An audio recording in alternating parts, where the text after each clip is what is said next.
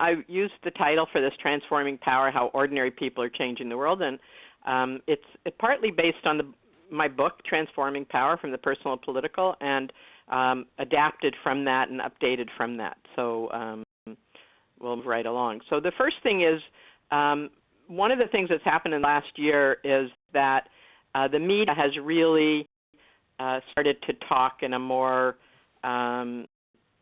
positive way about demonstrations and protests and people's power because of what happened in Egypt's Tahrir Square a few months ago.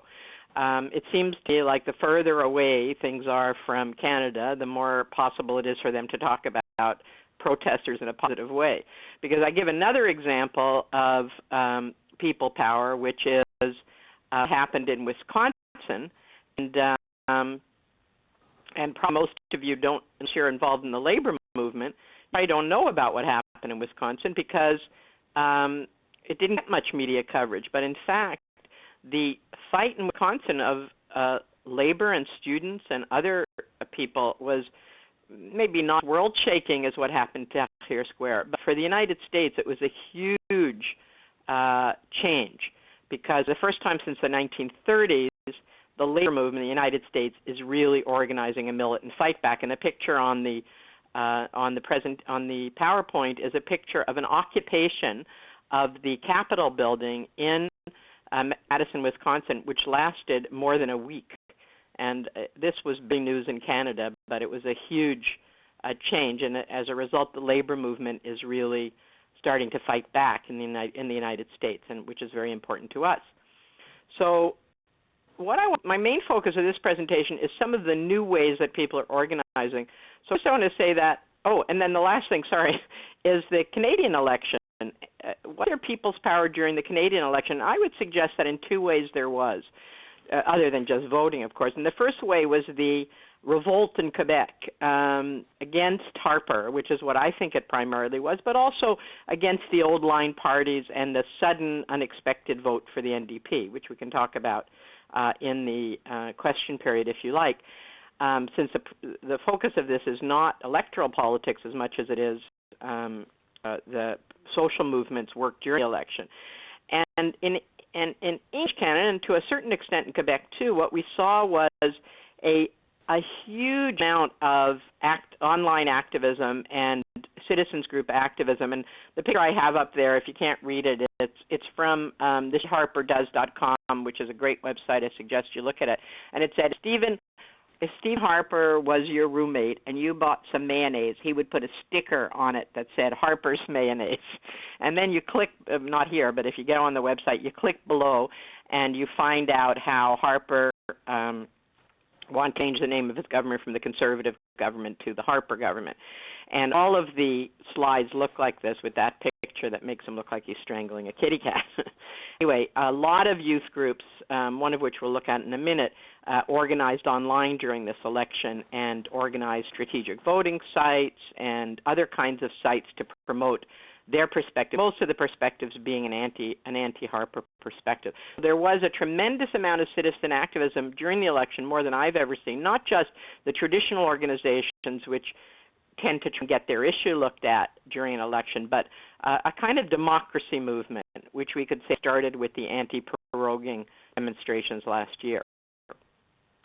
Now, these movements don't come out of nowhere. All the people's power movements and so on, they're built on history. So, we can go back, and as often when the media talks about the women's movement, they talk about the suffragists. They were called suffragettes in Canada and England, and suffragettes in the United States, which was the struggle for the vote, which I'm sure you all know about.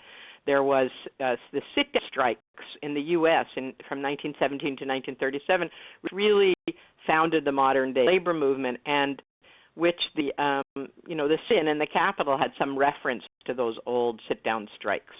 And in many ways, the old ways that the labor movement used to organize in the 30s and the 20s is remarkably similar to some of the ways that we're working now online.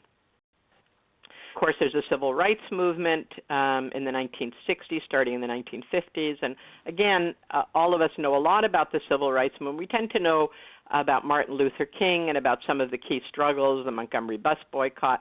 But there's a lot of things which I'll go into a little bit about the civil rights movement that we don't tend to hear about, like the Black Panthers and Malcolm X and the more radical part of the movement. Of course, the women's liberation movement of the 1970s, which was my generation of the women's liberation movement, which some of the people on the call have experienced personally, and which continues today in different forms. So I'll talk about some characteristics of movements that include the old movements and the new movements. So the first thing is the pluralism of movement. Any movement for change is pluralistic. So I have here a photograph of the Black Panthers, who were much more radical than Martin Luther King, who had very different demands than Martin Luther King. Martin Luther King demands were about reforming the system, about having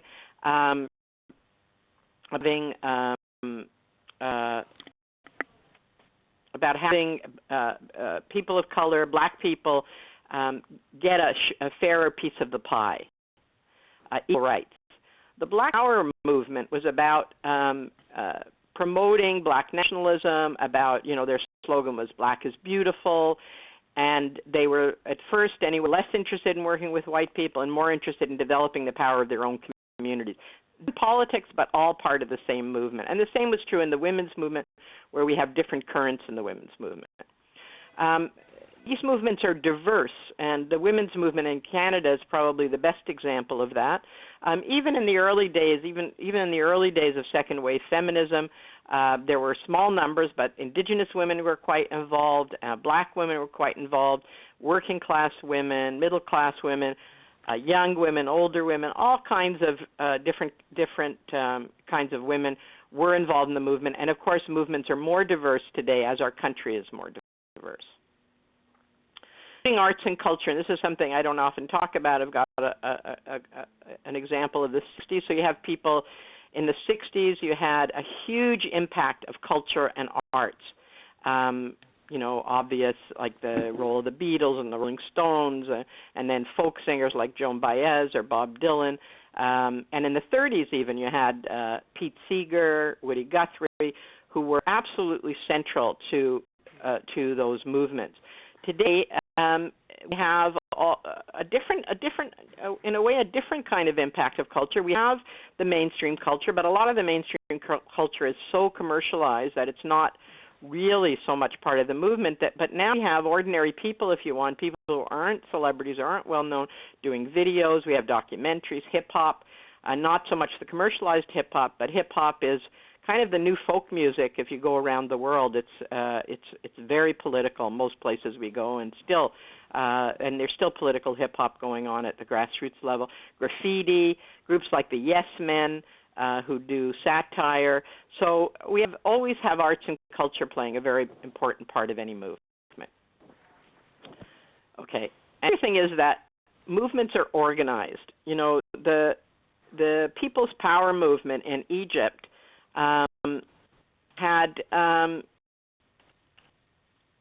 we were led to believe that it was spontaneous, that people just could have spontaneously went into the streets because of the young man who burned himself in Tunisia, but that's actually not true.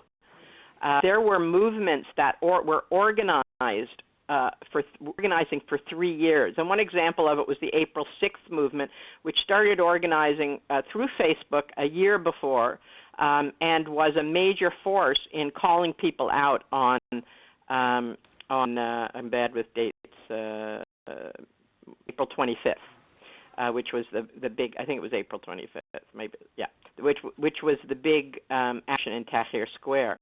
So it wasn't spontaneous, it was organized. And even with the Wisconsin demonstrations, of course, organized through the labor movement, but over the last 20 years or so, there's been real changes in the labor movement, partly from organizing that went on outside the labor movement.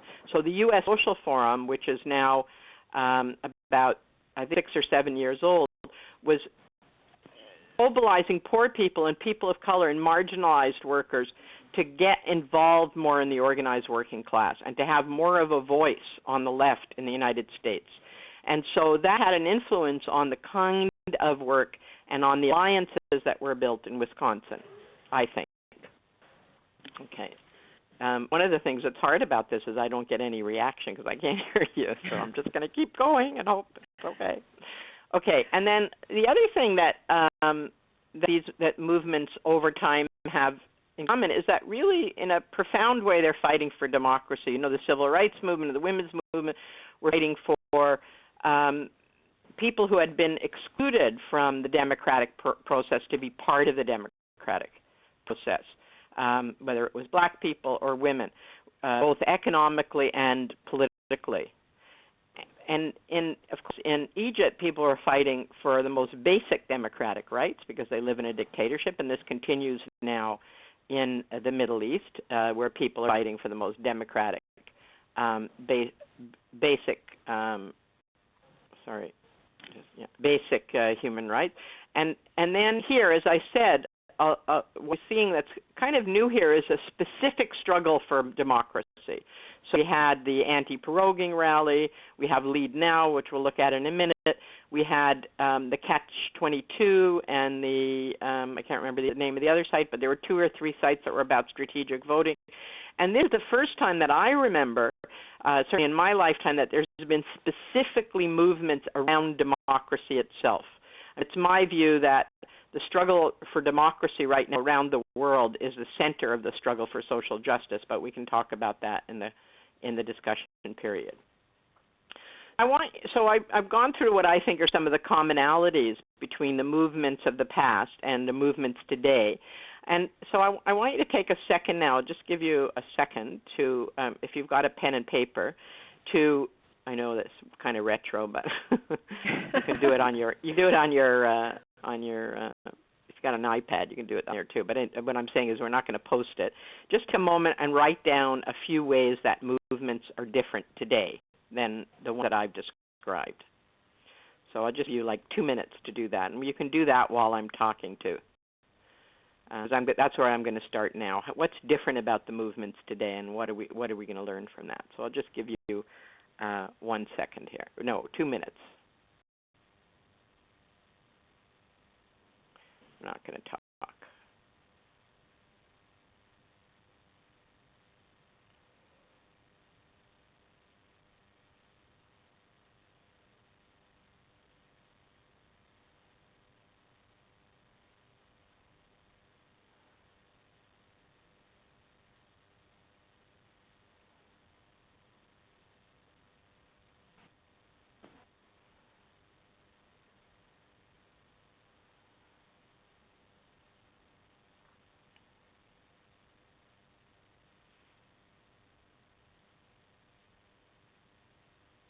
Okay. So while you're working on this, I want to read a quote from Arundhati Roy, who is a novelist, an Indian novelist, and Indian from India, and who has become more and more of an activist over the last number of years.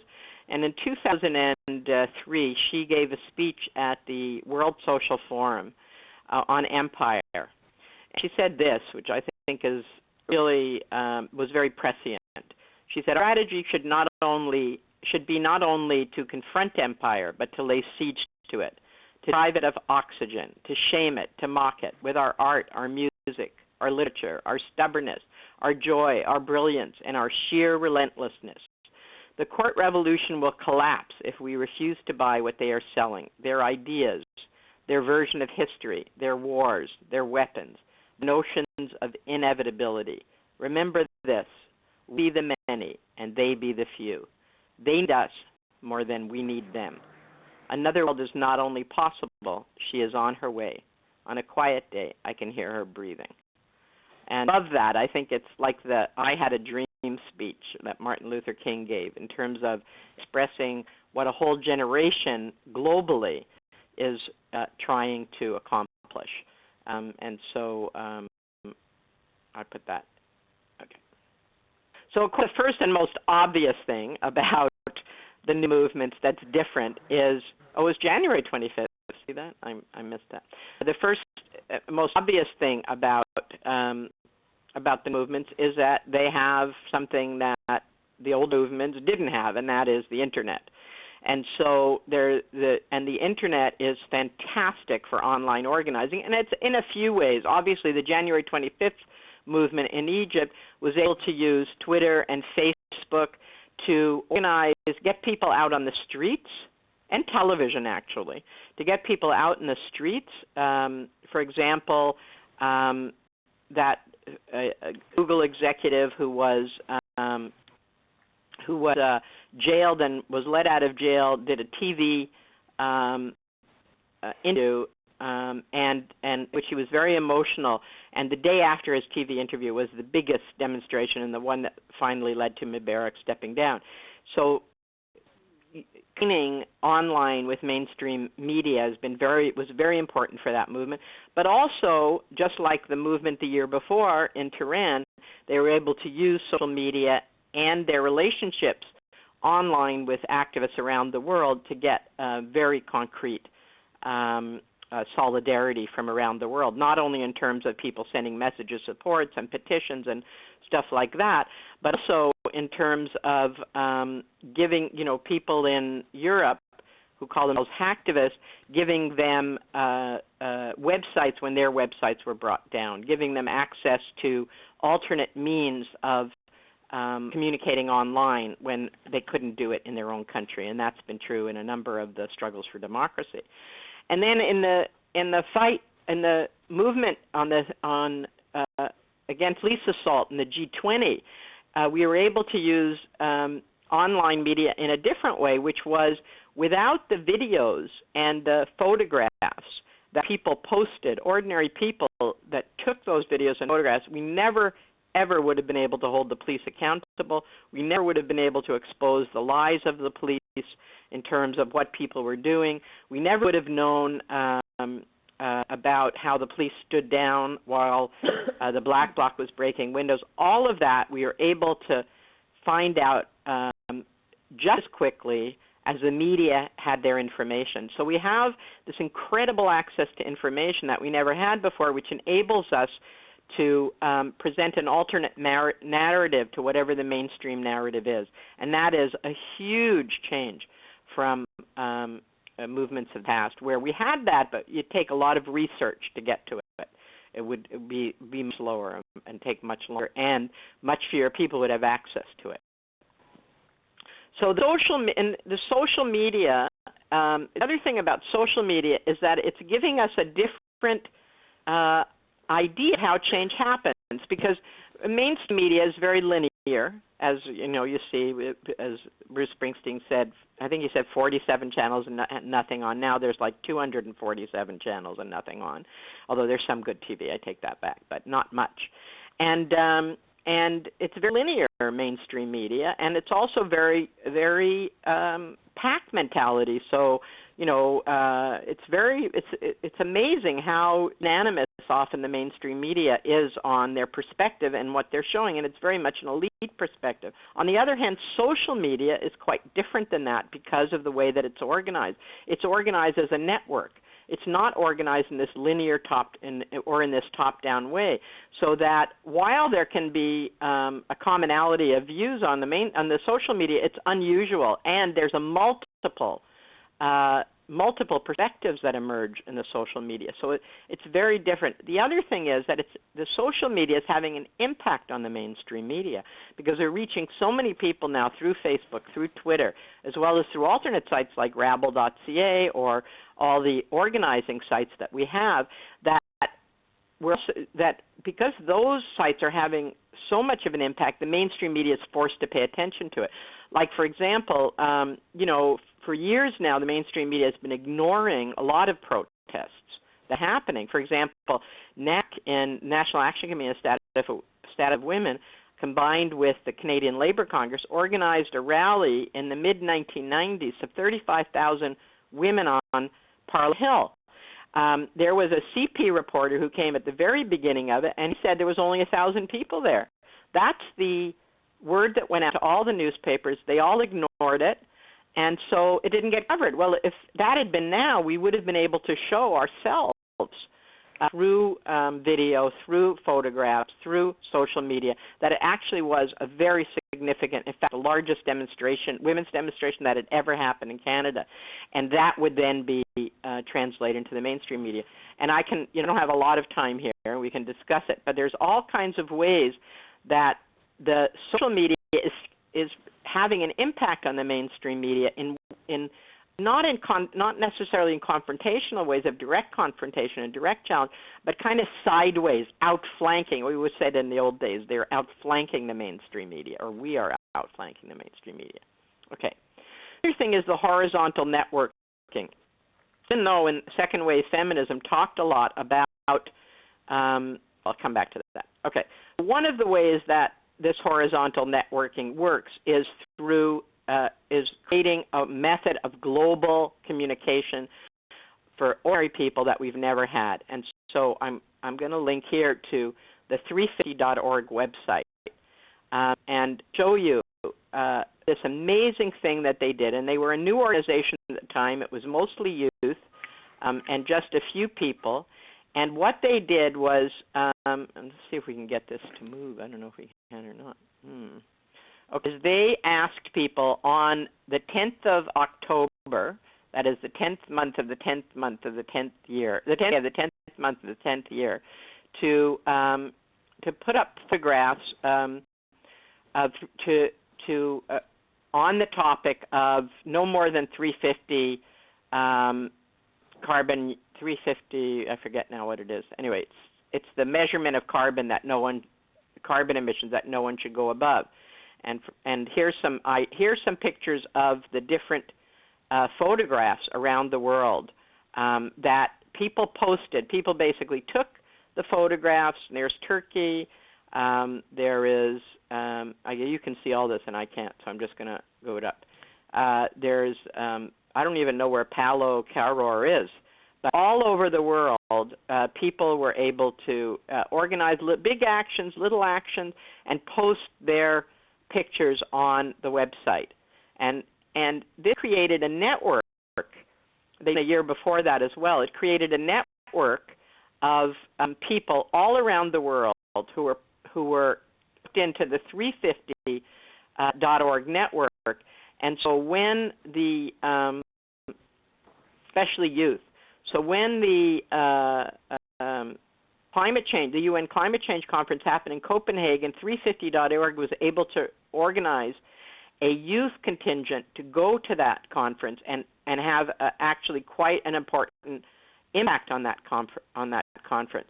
And so they used online, open social media where people could post pictures of their event, of their action, to organize a global network on climate change. And it's been unbelievable how big it's gotten, how fast it's grown, and how 350.org has become a major force in the global environmental justice movement. I just wanted to interrupt for a second. Yeah. I don't think people were able to see the pictures, so if you weren't able to, you have to actually physically click on the 10 big pictures icon on the screen. If you want to follow what Judy was saying about sorry. Well, I'm not going to go through them again. So, okay. People can do that on their own. People can do that on their own. Okay. The groups. So that was one way that the Internet allows us to do this horizontal networking, which is all that the 350.org people did was they set up the site. Excuse me. A second to take a drink of tea so you can look. They out the site, they sent through their networks, and networks, the idea that people on this day would do some kind of action, however big or small it might be, post the picture, and then they run all the pictures. And through this, in this way, they built a movement. The group Canada that's done that, or in the process of doing that, is Leadnow. So if you click on the Leadnow,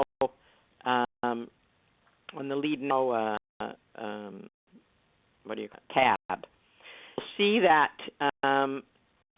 you'll see that excuse me, they started just before the election. They call themselves an independent youth-led advocacy group that helps Canadians of all generations participate in their democracy. And that is they're doing. What they did during the election is they put up, just a couple of days into the election, they put up a questionnaire where people could, through graphics, say what were a priority. Then they got people to the people who answered that, who was about 1,800 people. They got them, excuse me, they got them to click what within that it was their priority issue, and then they put out a program that represented the people that were supporting them. Then when the vote mob started, and we all know the vote mob started at Guelph University as a reaction to a rant by what's his name, Mercer. But what happened was leadnow picked up on those vote mobs, put the videos on their site, and linked up everybody who was doing them. So, and here's their declaration for change, which they started with phase 1 value, phase 2 voting. You can go through yourself, and finally the declaration for change, and you'll see how they did it. Then what else? They put up party positions. They organized social voting, what they called social voting, so that people would organize vote parties. They helped to get out the vote, which I think nobody's ever done except the political parties. So they organized parties so that people could vote together, call their friends to get out the vote. It was really quite an extraordinary event, extraordinary campaign, and they're continuing after the election, most extraordinary, they're continuing after the election to build what appears to me to be a political movement using these methods of horizontality, not top-down. They didn't decide what the platform was. They asked people who were coming to their website to decide what the platform was. And, of course, because most of them initially were white, middle class, and students, so they attracted at first. But very soon during the election, they attracted more diverse people, and those people started to be more part of the process and so on and so forth. And they've asked me in some ways to advise them from time to time, and I found them to be incredibly open to suggestion, really incredibly open to suggestion. So this is the group that I would say in Canada that's most into this new politics. Elvira, can I ask how I'm doing for time? Yeah, you have about another 5 minutes. Okay. I better get going then. Okay. Well, you can go a little bit longer. Okay. I was very engaged. John, this is maybe a good moment to say that John had to say goodbye. Great presentation, but work is calling, but very engaged. Okay, great. Now, the other thing about online movements is that there are actually online movements. They're not offline movements that are using online. And I'm going to go through these quickly because you all know about them. There's open source, which is, I don't know, I'm watching this on Mozilla. I assume many of you are. Well, when we started Rabble in 2001, Mozilla didn't exist. It's an open source program. It has this idea of working together horizontally, sharing information, programming, and not having programs be proprietary, but being able to be shared. Nobody owns them. It's common. It's a common intellectual property. So it really goes against the central feature of this late stage of capitalism, which many academics call neoliberalism, which the center of which is intellectual property rights. And so the conflict that things like open source and piracy, which, as you know, is downloading music and movies and so on, this creates a huge conflict with the central tenets of late capitalism, of intellectual property right. I mean, Monsanto, for example, wants to and is creating patents on genes. So I don't have time to get into, I don't mean genes that we wear, but genes that make us up and make up all natural things. So I don't have time to get into this as an issue, the actual policy issue, but just to say that these online movements are challenging in a fundamental way the economics of capitalism. doing it actually quite successfully. And in the case of open source, creating an alternate method of production that is, it's not capitalist and it's not communist or socialist. It's something different than that. It's a kind of social method of production. So these are very, very radical and very important, and they're teaching us a lot about different ways of organizing. I won't get into WikiLeaks, but again, that has an impact on the media. And also, WikiLeaks makes the privacy that a lot of the establishment needs to function, and that really is a barrier to democracy, in my view, makes it impossible to maintain.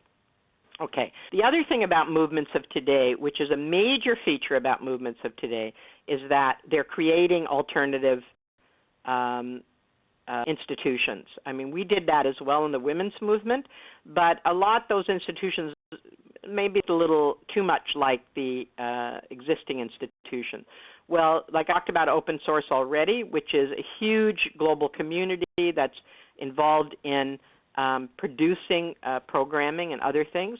And then there's the whole food security movement, which is about building an alternate food growing and distribution mechanism inside the capitalist system, but based on very different principles in the capitalist system. And this is very, very much part, especially of the environmental movement, of the movements that we see now.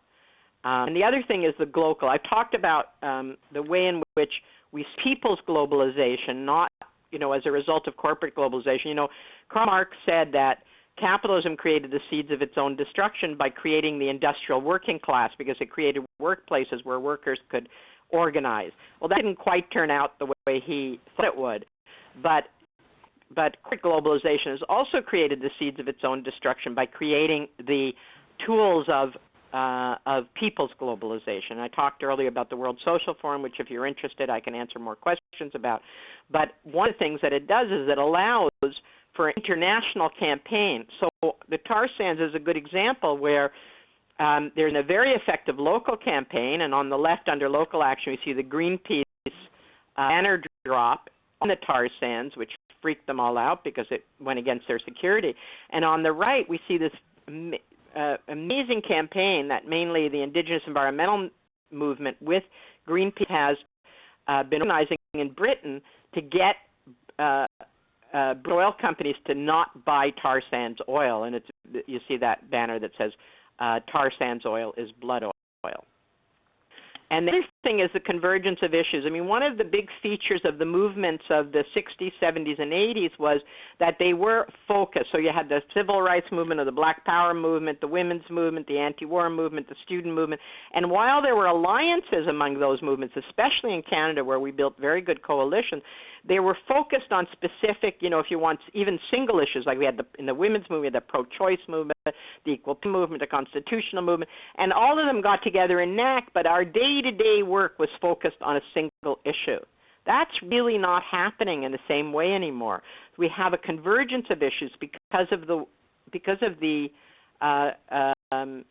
way in which capitalism has converged on a global level, and the way in which environmental issues are linked to economic issues and so on and so forth, and that the limits, let's say, of the fight for equality, whether it was for women or for people of color, that limit has been in the economic system. And so you can't anymore fight for women's rights without dealing with that economic system as well. And so we have convergences. So I have here, there was a demonstration in Toronto led by Buddhist monks a couple years ago. And it was around the, it was around the repression against the people of Myanmar, of Burma. And if you remember, the monks in Burma came out to fight the regime.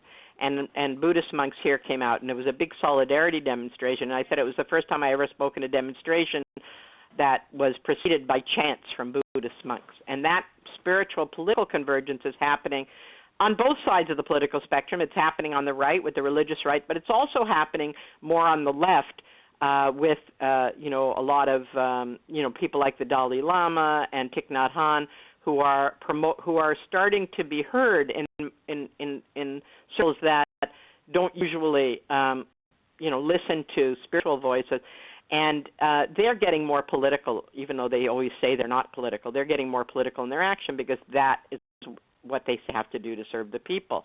And on the and also we have well, anyway, I don't have time to get into it, but I can in the discussion. And the environmental justice movement, which in Copenhagen came up with the slogan "System change, not climate change." And what we see happening now in Canada and lots of other places, very big in the United States and globally, is people who say we cannot talk about environmental justice without talking about social justice. They're linked, and we have to talk about both at once. And for those of us who are anti-capitalist or see capitalism as the center of the problem, there's nothing that's clearer than some of the environmental challenges about the weaknesses of relying on the market for everything. Okay. Of course, there's the new ways of organizing, which I mentioned before, but even the women's movement, I mean, we did have a lot of collectives in second wave feminism, but NAC was a very top-down organization. A lot of the big organizations are very top-down organizations.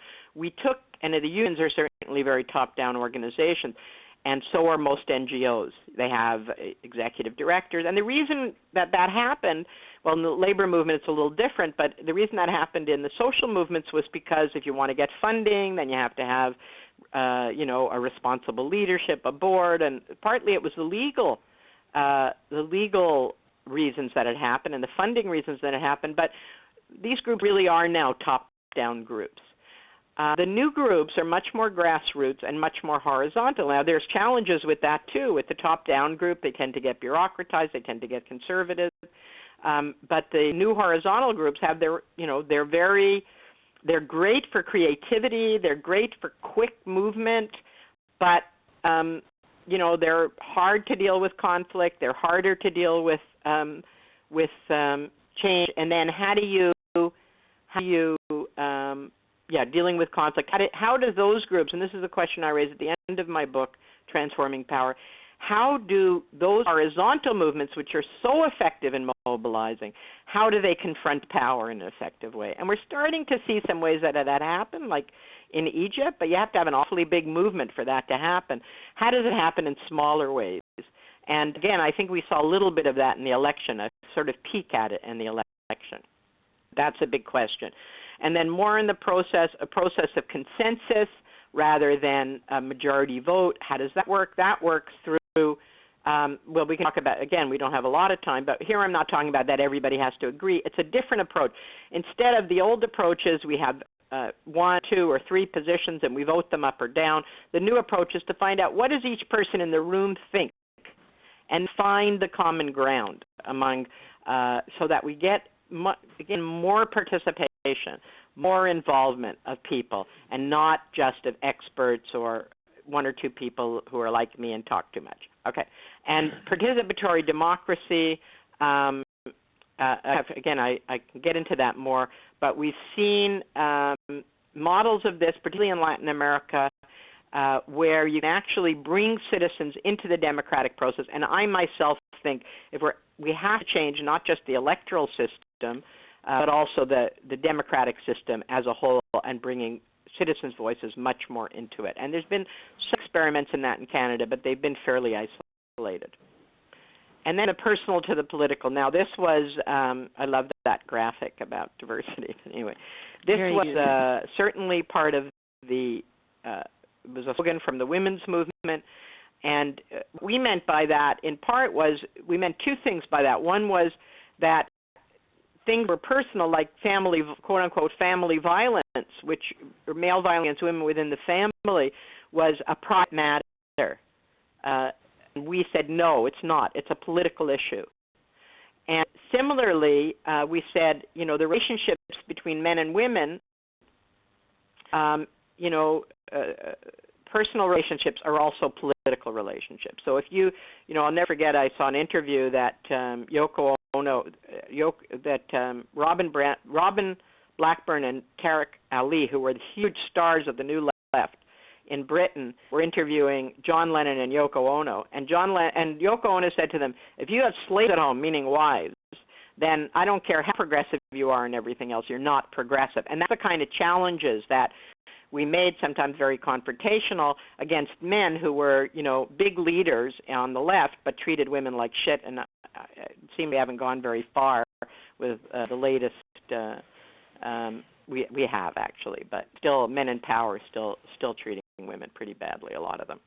Okay, and of course diversity, which while we started to deal with that at the beginning of the second wave of feminism, I think we pioneered that. Being against racism in the women's movement. Now every group is challenging themselves in terms of making sure they represent the globalized population that we have now in our country. Okay. And then the last thing I want to say is facing fear and apathy, is that most of us, and I'm just looking at the list, I'm assuming most of us are pretty privileged in North America, especially compared to the third world. And so anyways, it's a choice to be an activist. You don't have to be an activist. You say, the hell with them. The politics is corrupt. I can't have any influence anyway, and I'm just going to live my life and, and enjoy myself and take care of my family or take care of my friends, and the hell with the rest of it. Or apathy, so that's one part. And then the other part is this kind of fear that people have of standing up. This is particularly true in Canada, speaking out, standing up, that, you're going to get arrested or people won't like you or whatever. So I think we have to face that fear and apathy and overcome it. And I think that a younger generation is starting to do that, and movements really help to do that.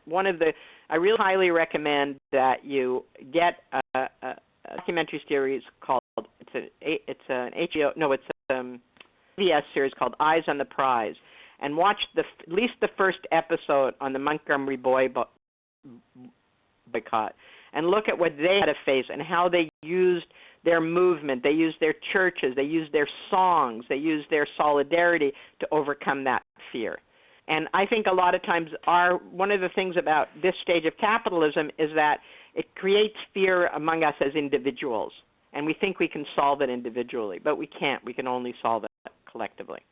So that's the end of my talk, and I put at the end, and you can keep that, is the resources. So I just put a couple of my books and some websites that might be interested in looking in further. Okay, so now I'll take questions.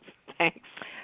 Well, thank you very much, Judy, and I know you had a very attentive audience, and your last slide actually answered one of the questions that I had about how to actually stay the course as a social activist. That you sort of hit the nail on the head in terms of people working together with people who are passionate about ideas. It is very rewarding, but it's also very exhausting. And if you don't see change or change is slow to come, how do you keep going? And I think you addressed some of those questions, or you addressed that question in some ways. Do you have anything else that you'd like to add to that? I sort of have this personal quality, which is always look for the light. I was pretty depressed the night of the election, for example, right?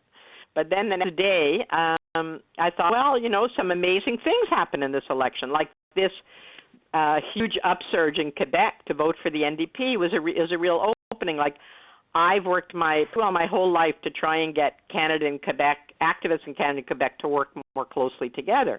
And I fought in NAC to have a more positive attitude toward Quebec. They have the women's movement work together and so on and so forth. So I thought, wow, this is a real opening, because people in Quebec are saying, yeah, we see our common issues with people in English Canada. We want to work together. So I thought, that's really positive, And of course, the youth mobilization was very positive. So the way that I keep going, as you put it, is that I always see where the light is. So when I didn't see any light after the Mike Harris regime in Ontario, and all the groups seemed really demoralized, and I saw that a lot of the movements that had been strong were getting weaker, I looked to where there was some life, and that was in Latin America. And I started to look at what were they doing different than what were we doing, and what could be learned from it. So that's how I do it. I always look for where the light is. I think for other people, each person has their strategies. Some people, they have a good circle of friends, or good circle in the family who give them support, and they get a lot of joy out of that. So that I think the main thing is not to make your whole life activism. You make your whole life activism, and you start to identify who you are with what you do, then you can be really devastated by defeats. If you understand that change happens over time and that there's going to be moves forwards and setbacks, you can do it. And in my case, it's like, what else would I do? It's the most exciting, most challenging, most interesting. And I've done things like been a TV host, things that are supposed to be really romantic and challenging, and it was much easier than being an activist, Plus I got paid a lot more. But so I think it's a question of having other things in your life, and also the other thing is insisting on better process. Like, there's a lot of people who come to the movement who are wounded and who are angry, and I think that we have to deal with that anger and not let it divert a whole group. So the anger, I assume, speaks to what you talked about in some of your earlier slides in terms of how do you actually negotiate power relationships and horizontal networking, as you put it. That's right, yeah. Sort of. And here, I have a question that I have questions for you, actually. The first one is about a specific organization called avaz.org, avaaz.org, and one of the people attending is asking if this is an organization we should or could support. What's your take on that? Well, I think Avaz, is a great organization. I should have put them on the list. They are another example. I use 350.org, but Avaz is another very good example of an organization which they started out as just doing petition campaigns, which is very powerful. I mean, they just got 1 million signatures on a petition to stop the Uganda legislature from making being gay a capital offense. That is, for killing people for being gay, executing people for being gay, and but they're active. They also did a petition on Sun TV not getting privileged status in Canada. So they're a global organization, and they're very media savvy. Like when they were attacked in Canada, they were very good. There's now a Canadian branch of Avaz that people can get engaged in, and they're just a perfect example of this kind of organization that I'm talking about that's able to mobilize, use the web to mobilize very powerfully across the world, and they've done a very good job of that. And also work with social movements. Like, this is also another one of the new models that we see, which is a group like Avaz, or Move On for that. It was another group like this. Will work with movements in other countries and give them the technical skills and the access to their mailing lists so that they can organize around an issue. It's really very, very promising. A lot of these groups are American-based, but they're not forcing their opinions on other people. They're using their resources to assist in other people's campaigns. I think Avaz is a great group, and maybe we can add them to that website, to the website group. That's what I was going to say. We could add other links, and also if you do take part in one of the petitions and it wins, it does actually sort of feed the motivation to want to keep being an activist, because you actually see successes, which I think sometimes is what people struggle with. And that kind of leads into another question that they have from, I hope it's okay to say people's names. Chris Connolly would like to ask you this. You hit on something I struggle with, which is the fact that we in Canada are on average very privileged, and it is very difficult to spur people to action in that context. I was wondering if you could put this in a historical perspective. What does history tell us about how we can jolt people out of their shell of safety and fear to make social justice struggles more collective? Mm-hmm. Well, that's a good question. Well, what history tells us is that it's a movement that does that. So when you and you can't really start a movement. You can organize in small groups, and then when the moment comes, you move out. That's generally what we've seen. So you had, let's say, in the what we see that's why I really suggest you watch that first Eyes on the Prize, because what we see there was, we always think Martin Luther King is the guy we think of when we think of the civil rights movement. But the Montgomery bus boycott, Martin Luther King was an unknown preacher, minister, and he had just moved to Montgomery, and he was really very hesitant about getting involved. It was Ralph Abernathy, who was with the NAACP, and it was the student, not student, it was their organization, I can't remember now, it was a Christian organization that had been organizing for many years in the South, and they saw this moment, which came from Rosa Parks, refusing to go to the back of the bus, right?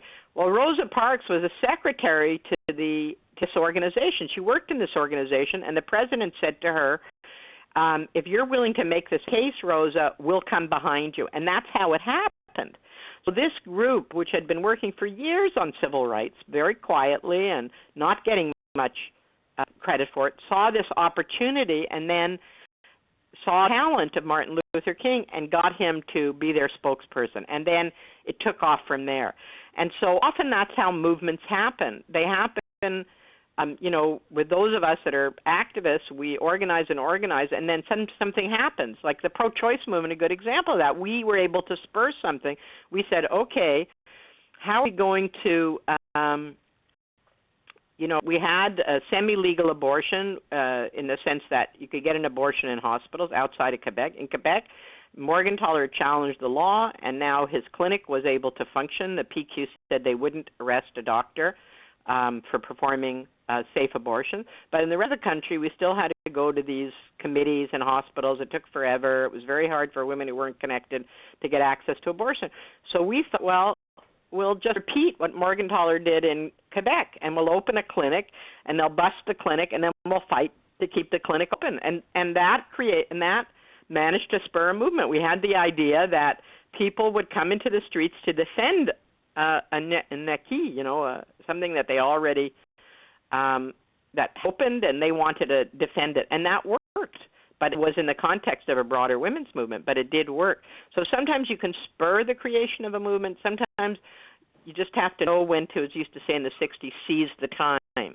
But what you can't do is guilt people into action. I don't think that works.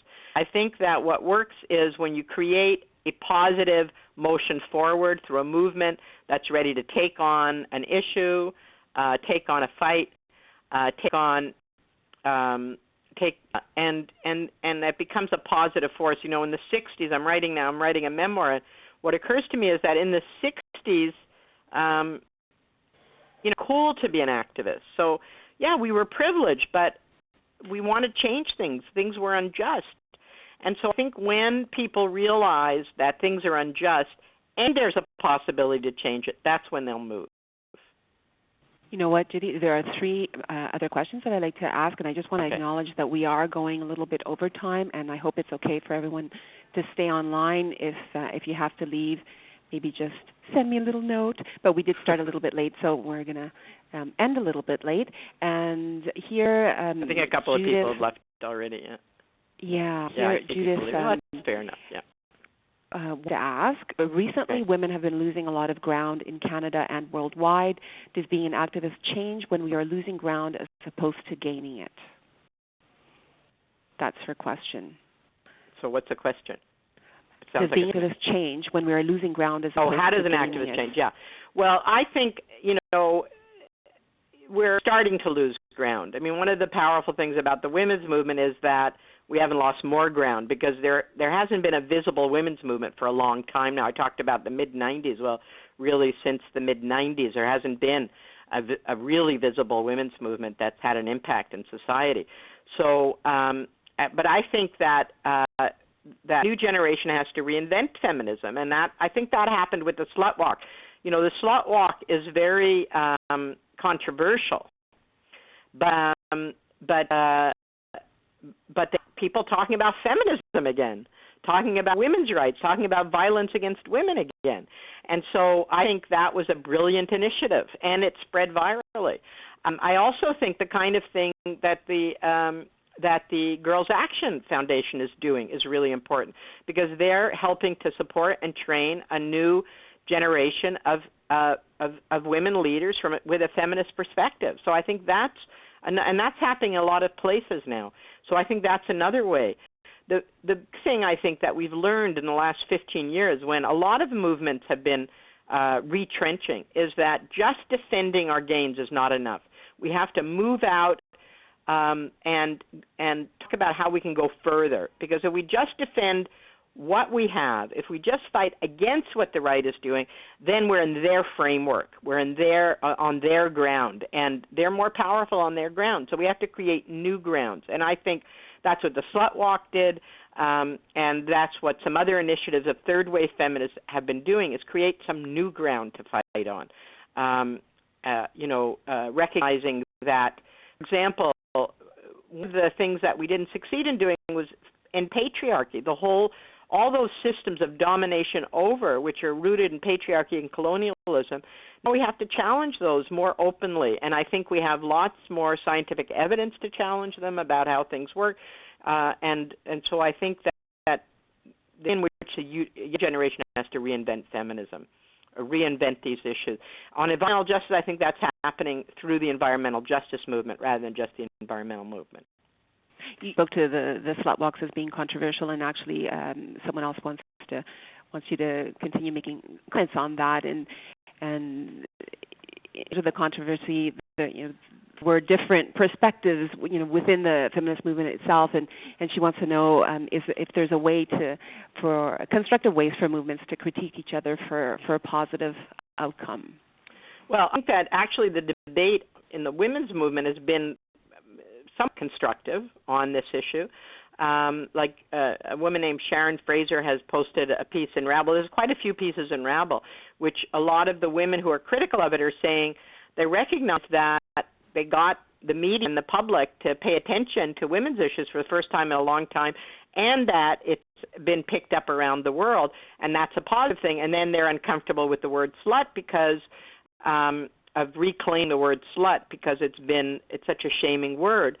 I think it was an interesting discussion. And then some other women have come in and said, it really excludes like Indigenous women who can't relate to it, and women, newcomer, women, immigrant women who can't relate to it, and so on. It's very sort of middle class, white, not necessarily white, but middle class, North American, and now I guess European kind of thing. And that's true too. But so I think it has been mostly constructive. I think the biggest destruct part of it is it tend to be kind of an intergenerational thing where older women are having a harder time with it. So I thought I'd actually write a piece supporting it. But I think, the women's movement, we've always had differences. Any social movement, that's why I said we're pluralistic. We're trying to create a new world, and nobody knows how to do that. So, of course, we have to have differences. And the main thing, I think, is to recognize that debate is a good thing. Debate and discussion is a good thing. And it's hard to see that in the society that we're in now, because most debates are so vicious and attacking each other. And, figuring out how to have debate and discussion in a supportive way, I think, is a really important part of what this new movement can be. And, again, it's a thing of separating what you think from who you are. Not take it personally. This seems to be sort of the main focus of the questions, actually. And Kimberly actually says, in many of the organizations that I'm involved with, we continue to have discussions about what we define as oppressions. We struggle to define our anti-oppressive mandates. This is proving to be quite difficult. Is it possible that by trying to be inclusive, we may end up losing the central focus of our work? How do we work together? In other words. Well, that's a very, very big question, and something I've done, I've worked on for a long time. And so what I'd say is that, there is a series of stages, if you want, in the fight, in a fight against oppression. And the first stage is speaking the oppression. And often there's a lot of anger about that. People who have felt oppressed for a long time are angry about it, and that anger comes out when they start to speak about it, and so like in the early days of feminism, there was a lot of anger against men, and I seem to have lost my own video. You can see me, or is it just that I can't? I'm going to put it back. I'm going to put it back. Okay. I'm going to back. Okay, good. And when we first started the struggle against racism in the women's movement, the same thing. There's a lot of anger. So that anger is part of it. But myself, I think that we also have to get past that as a movement. We have to move from what separates us, which is important to acknowledge that a white middle-class woman in Canada does not experience oppression the same way as a black woman, a black single mother who's poor. It's important to acknowledge those oppressions, but it's also important to acknowledge the common ground that we have. If you start to be exclusive about it, then we wind up fighting, right? And so, like, one of the things, Van Jones is very good at this. He's an African American who works on environmental justice issues, and he says, one of the things is to understand how issues impact differently. So if we look at environmental issues, a lot of white folks, environmental issues is about, and this was a few years ago, is about saving the polar bear or saving the forest. But for people of color in the United States, it's about asthma and breathing, because the air quality is much worse in the ghetto than it is in richer neighborhoods. And so we redefine what the issues are, and that's true in the women's movement as well. We redefine what the issues are when we understand how oppression affects different women differently. One way to do that is by having caucuses of differently oppressed people and have them bring their perspective and listening to the multiple perspectives. But we work on a consensus basis, which is we don't focus entirely on those differences. We try to define what the common ground is. And we work through a consensus process which works with conflict resolution, so that we have there's a lot of skills around this now, and we should try and get access to these kind of skills to get to the point where we can work together. Otherwise, what's the point, right? I can fight and have different groups, and that's fine too. But if we're working in the same group, we need to work together. Now, a lot of people would say that NAC was defeated because of racism, and because we took up the fight against racism. I disagree with that completely. I think NAC continued way longer than most mainstream second-wave women's groups, precisely because women of color brought a more radical perspective to NAC. That's my view of it. So I don't think it was true, although it was very difficult. And, social change isn't easy. We have to face challenges. But I think, again, the big way to deal with that is to have some processes in place that we can not overcome the differences, they're always there, but work together approving the differences, which actually give us strength. That's a perfect place to wrap up, Judy, and thank you for inspiring us and for motivating us today. Okay, good. And you know what? That's all the time we have. In fact, we are already 13 minutes over time. So I want to thank everyone who participated, and also those who've already left the call, who said that they had to get back to work. We all understand.